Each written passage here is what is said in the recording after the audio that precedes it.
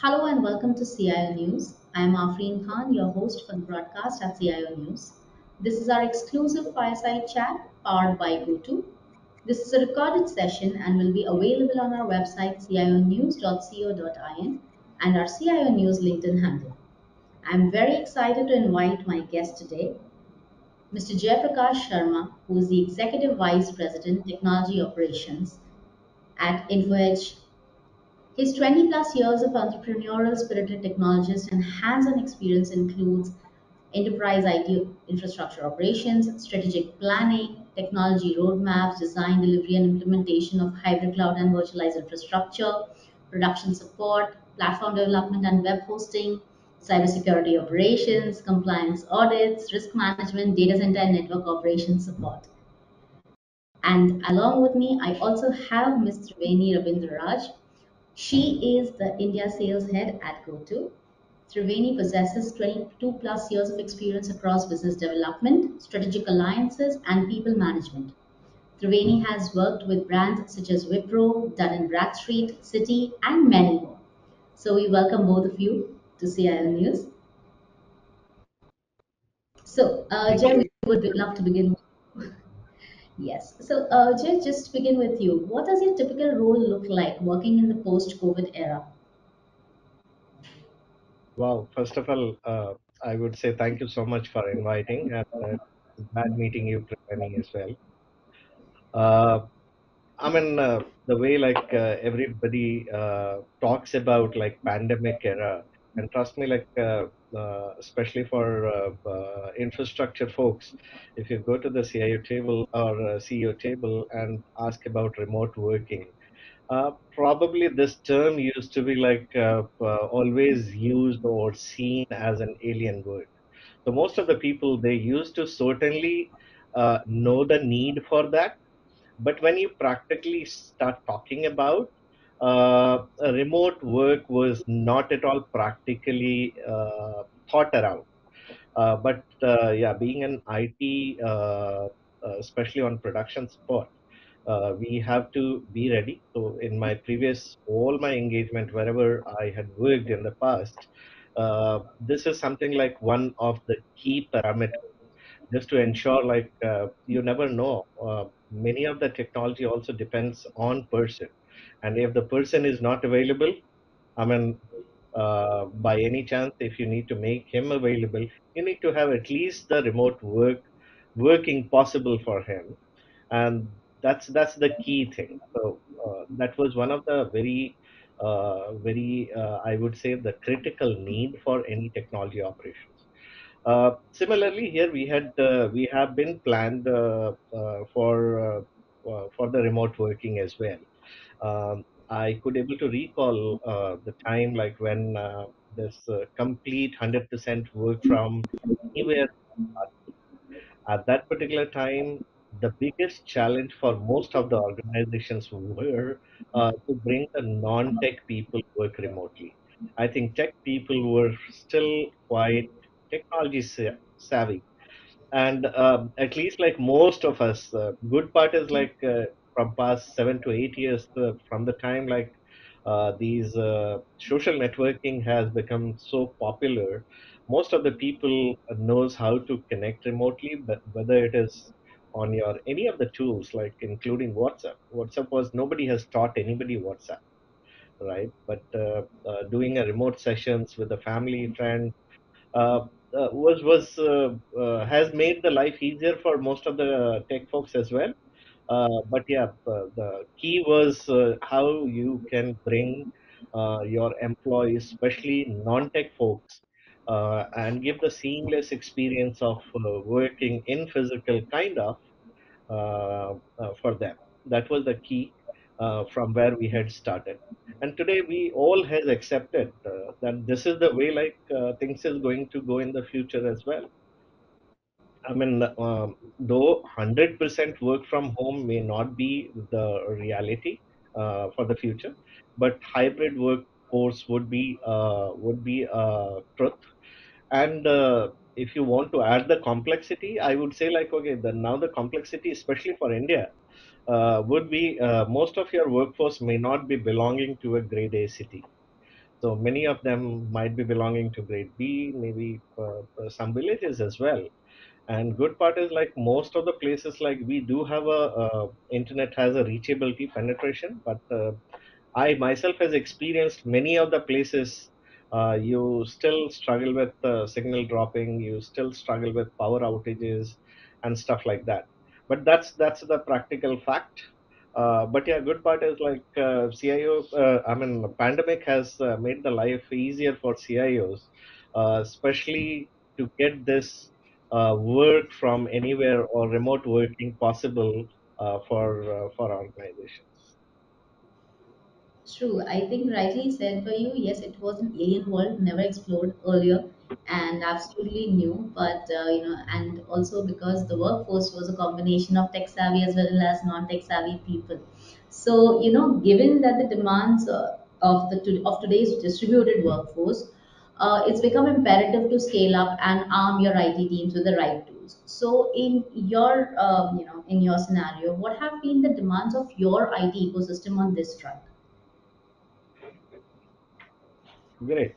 I mean, the way I started, like, especially for tech folks, like that was I would say, like the most easiest one to adopt, because they were used to of somewhere, at least like for their late night releases, for their late night troubleshooting, at least they were quite used to of such environments. And many times, like we used to collaborate teams between various locations. So maybe like the activity is going at your data center, but you find one or two remote hands which is available on site, and rest of the people supporting them from various locations. So that was still easier to adopt. The biggest challenge, I would say, like what we encountered, or rather, like I would say, we struggled a bit initially. Was to bring non-tech folks, because non-tech folks is also not a small chunk of an organization. If we talk about, especially, I should not, nobody should take it as an offense, but yeah, I mean, HR folks, finance folks, your facility folks, these folks were used to of running a system, I mean, running laptops and application, entering data into applications. But in terms of like remote collaboration is required, remote maybe some kind of like knowledge sharing session or any kind of discussions required, probably they don't find themselves so convenient. So it was very critical for us to give them a platform where they should feel the ease, similar kind of ease, I would say, and also have some kind of people connect as well. I mean, that was initially very difficult for everybody to adopt, but later, the way pandemic has been extended for a couple of years, and I think slowly everybody understood like this is going to stay here, and that's what they adopted. They started finding some kind of like flexibility within the same system where they could able to connect, especially with especially non-tech managers, non-tech team. I mean, that was the most important one. So that was the first focus initially. Then we had started focusing on how do we provide further flexibility in terms of like they can connect, they can collaborate at their convenience. So it is not about like, okay, only one medium through which they could able to connect, which is a laptop or official laptop, or maybe just the phone.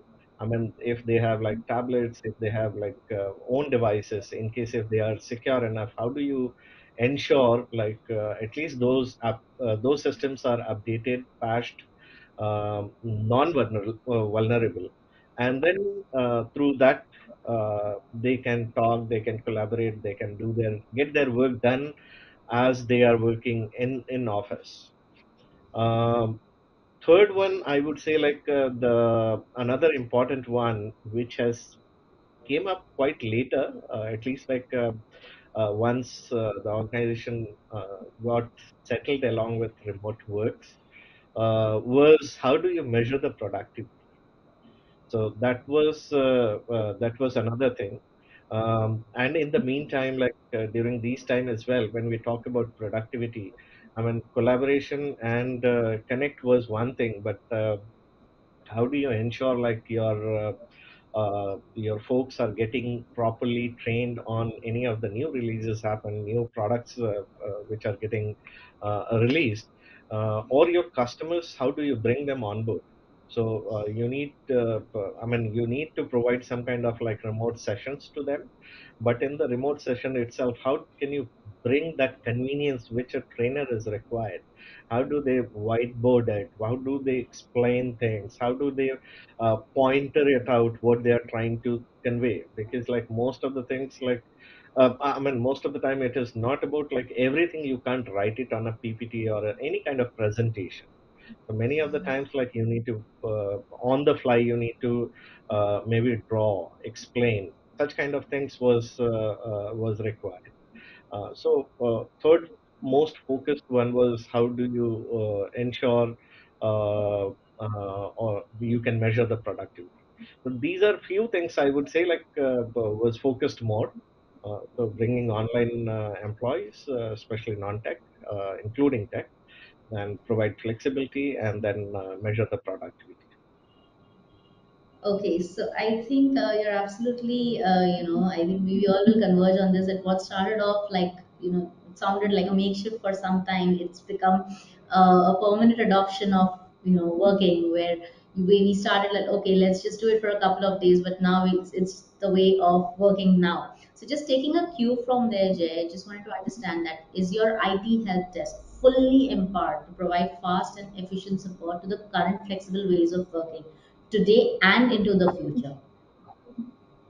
Wow. This is a CEO question actually. So whenever we go for the budgets at that particular time, I mean, normally we start the conversation with this: Are we on the latest application? Are we fulfilling the complete demand of what the backend team is asking for? But at the same time, like when you present along with some kind of budget, they're like, okay, here we see like this time it is a little higher side. Can we cut down something from here? Yeah, jokes apart, but I would say like it's a journey. I don't say like any moment anybody, especially in IT, can say like we are 100% equipped with futuristic need.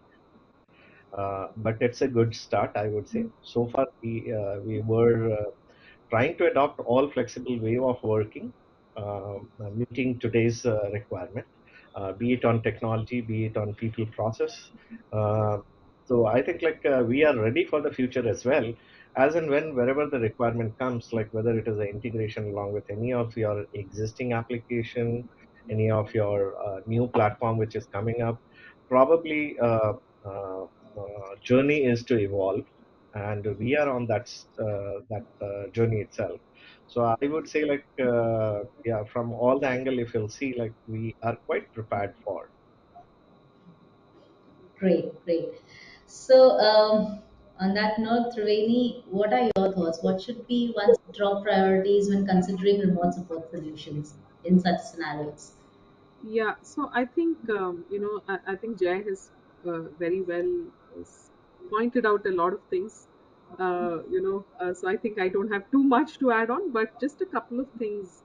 The way remote support was seen earlier to the way remote support is taken now, right? Obviously, I can only say thanks to pandemic that the requirement or the need for remote support has increased now, because like you guys rightly said, which we thought was a stopgap solution of going remote.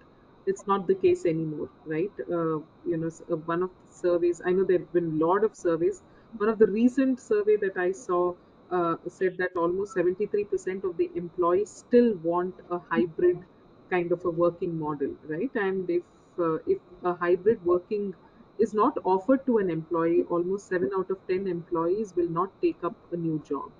And I think Jay, I mean, being Naukri being one of your brand, I'm sure you would have your own statistics as well on that.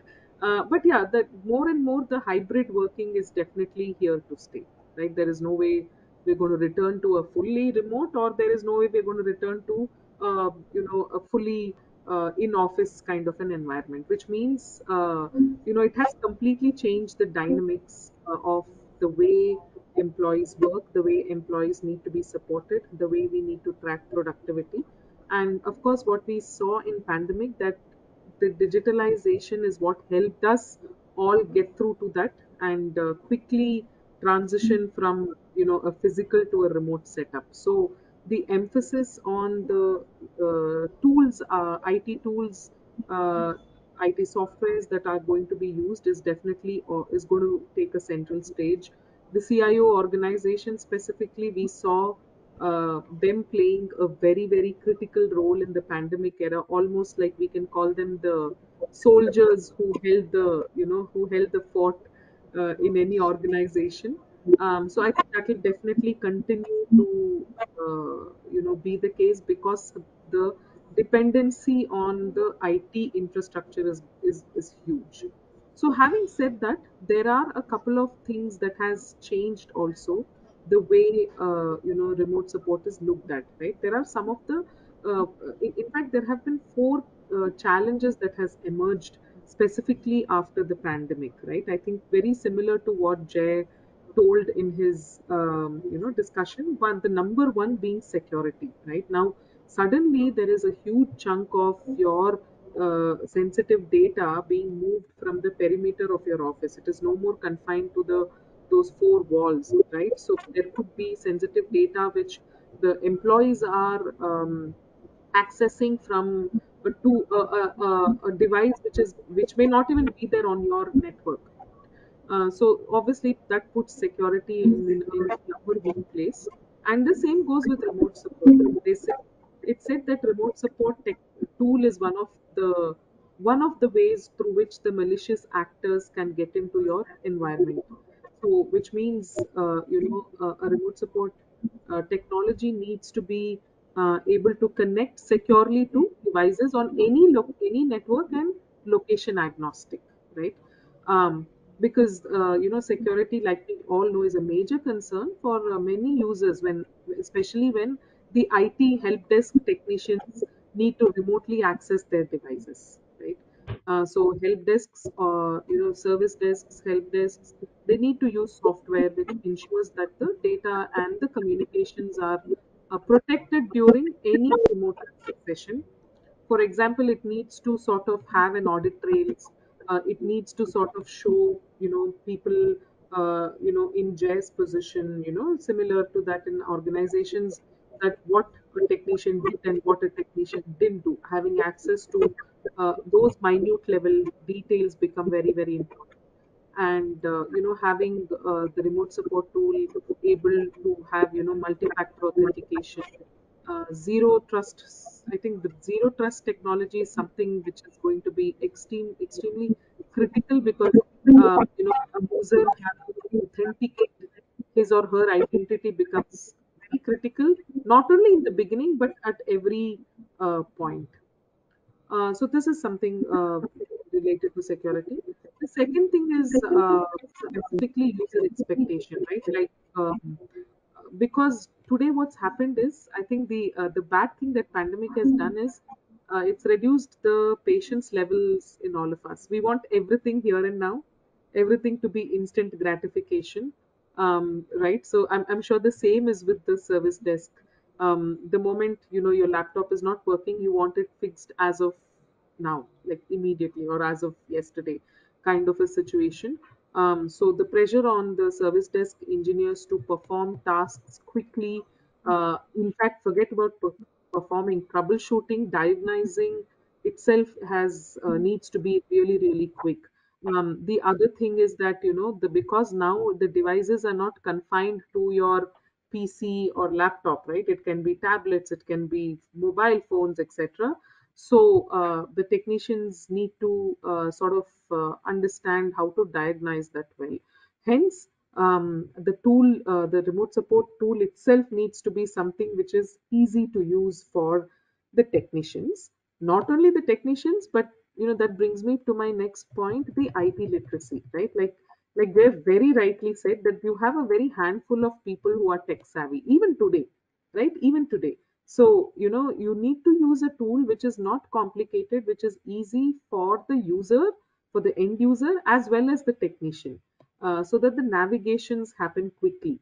And from a technician side also, for them to understand, because, they could be supporting, something like as simple as a Wi-Fi router not working, right? Now that also needs to be handled by the technicians, probably, which they never did that before, right? Or diagnosing what went wrong with the mobile app.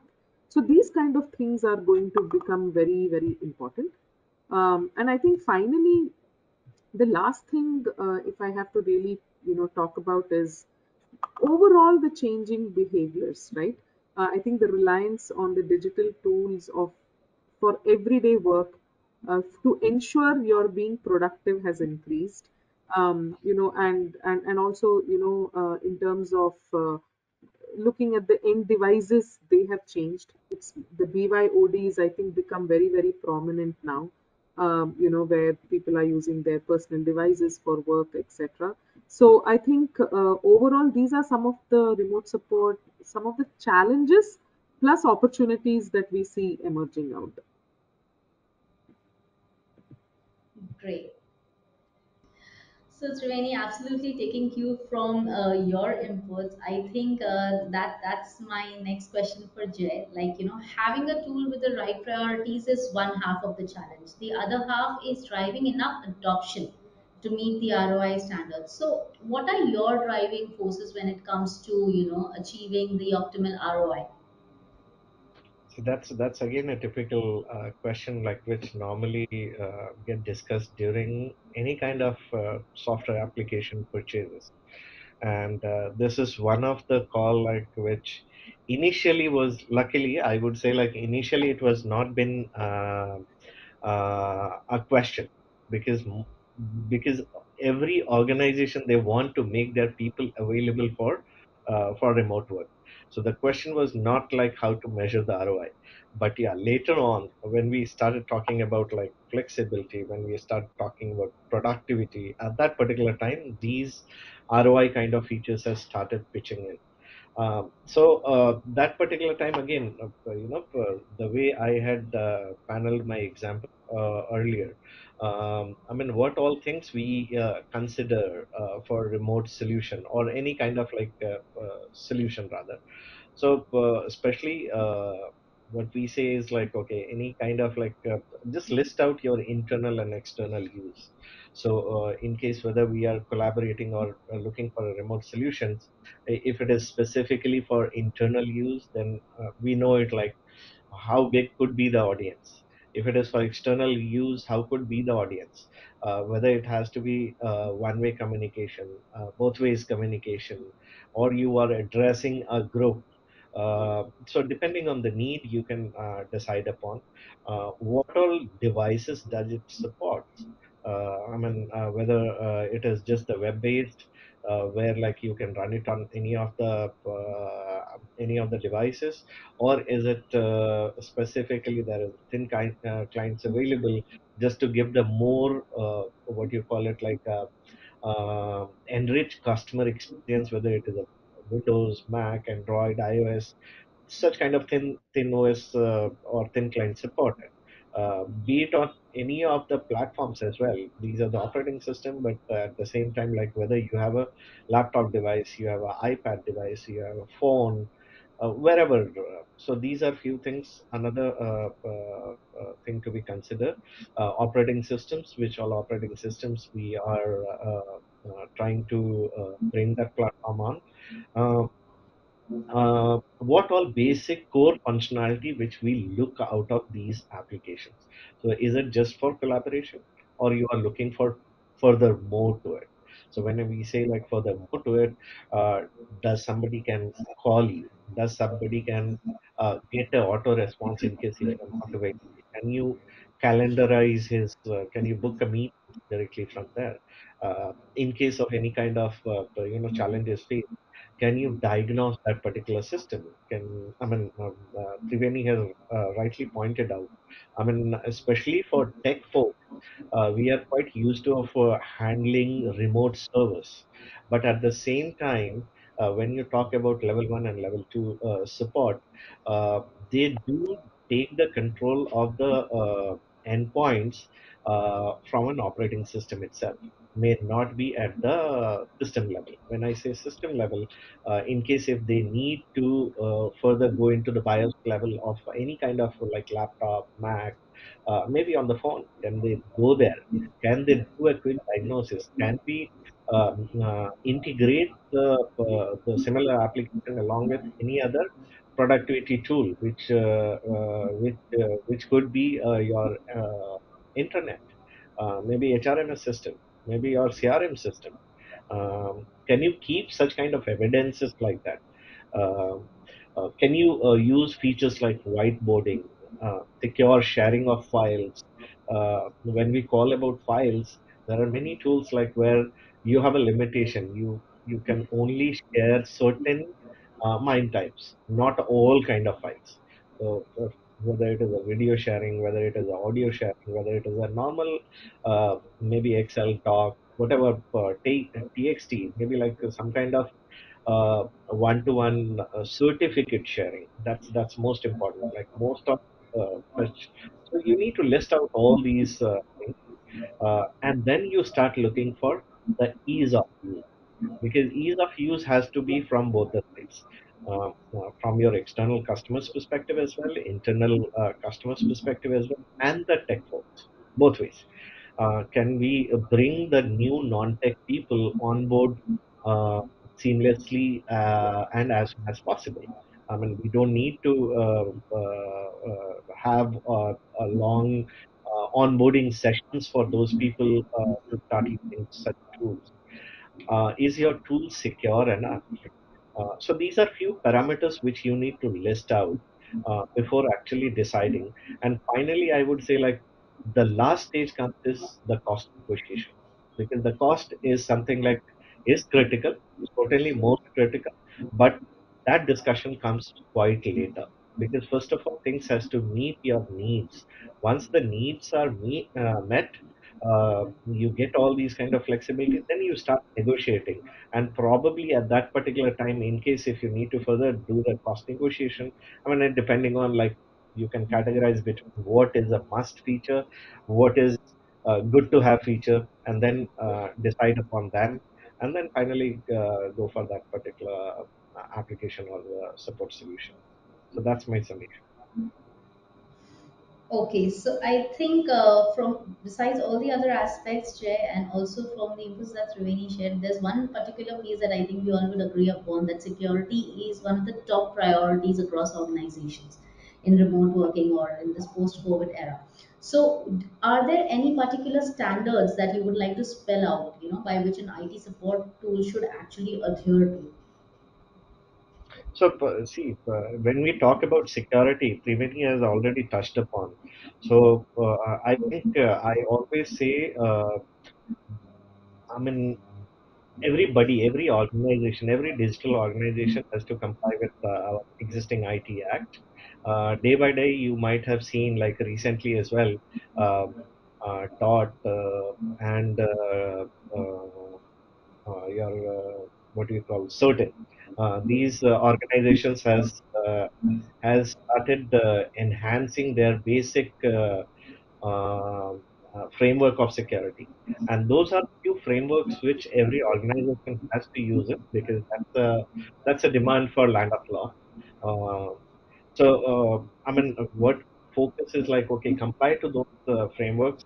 At that moment itself, you need to focus little more apart from that, which is the common practices. Like, do you have kind of like MDM policies? Do you have implemented that MDM policy? So policy is one thing. Also, you need to adhere to those policies. Did you establish any kind of cyber security policy? Did you adhere to it? Are you measuring it? Are you reviewing it? at the same time, like whenever we talk about, and this is the biggest challenge with most of the remote workforce, because some folks are staying in grade A city, B and C cities, where the bandwidth is a challenge. Where even if like your IT security policy talks about like you need to patch your operating system and rest of the application need to be updated, but you fail to do that because as per the policy, the push has happened, but since the bandwidth not available on the endpoint end, it was failed. And since it was failed, still you're connecting to your organization where like your minimum security standards are not being met. So for at least for those kind of applications, do you have some kind of SaaS-based options where like at least the basic security standards will be taken care at the SaaS application itself? So those are few things like which I always ensure like we minimum follow this.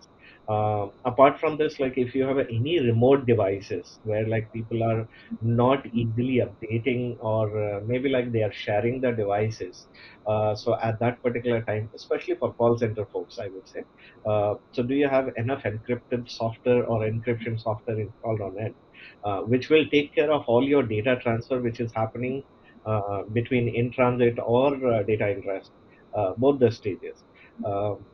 Most of the non-tech, and this is quite useful and helpful for mostly non-tech folks. Are they sharing password on a clear text, or are they using some kind of password vaults? That's a very common mistake. Uh, are you using some kind of like multi-factor authentication where like these folks are not using a very generic password? uh, and Phishing was one of the very common thing like which was there in the past as well, but yeah, now it has been become more cumbersome because many of the smartest people sometimes comes into their where like you get fascinated towards some kind of offers. So you need to understand like what is SSL, from where In fact, I'll the tell request. you. So sorry to interrupt you, Jay. In fact, with phishing, right? Even our IT team keeps doing these drills, right? To know to in for the education purpose. And recently, what happened was a couple of weeks ago, they sent an email saying your Microsoft Outlook, memory is full. To ensure you free up the memory, click on this message, Right. I mean open the message, kind of a Right. thing. So we get so many education about phishing and all. The moment I saw this on my mobile, I was like, oh my goodness, I have so many mails coming. I just opened and clicked on the link also. Right. And then my IT team immediately sent saying that you responded to a phishing mail, kind of a thing, Right. right? So it is people are getting very very smart with these especially with these phishing emails. Correct. So especially the way I was saying, like especially for the non-tech folks, I mean, I would say like, okay, they are so realistically, yeah, enumerated that most of the tech and most of the aware people also come into their trap. Yeah. How do you ensure like, so that's where like the regular drills is very important, just to educate all the folks.